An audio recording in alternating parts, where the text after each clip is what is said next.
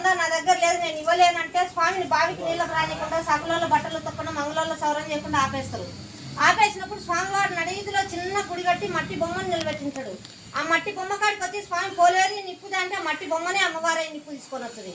అప్పుడు స్వామిని నమ్మింది అక్కడ. లేకపోతే మానవ జన్మనే స్వామివారిని ఇబ్బంది పెట్టింది.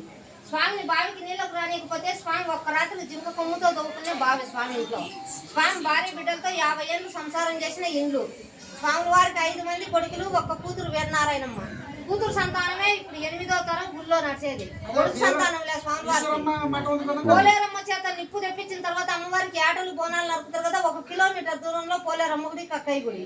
ఇక్కడ స్వామి భార్య బిడ్డలతో సంసారం చేసేటప్పుడు చిన్న రామాలయం బట్టి పూజ చేసుకునేవాడు స్వామివారు. కింద చిన్న గుడి. అదే గుడి పడిపోతుంటే కొత్త గుడి కట్టాలమ్మా, చుట్టూ రేకులు వేస్తాను. మీరు ఒక తెక్కో సిమెంట్కో దాతలు మీ పేరు రాసుకొని ఉండీలు వేసుకోండి. మీ ఎట్లా దాతల సాయంతోనే కడతా ఉండరు. శనివారం మీ పేరు మీద అభిషేకం ఉంటుంది.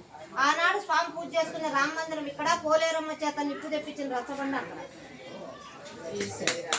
జై శ్రీరామ్, జై శ్రీరామ్, జై జై శ్రీరామ్. ఓం నమ శివాయ. ఓం శ్రీ పోలేరమ్మ తల్లికి ఓం శక్తి. ఇన్ని ఊరకపోతే మీ శక్తి గల మీరు మీ పేరు రాసుకోండి.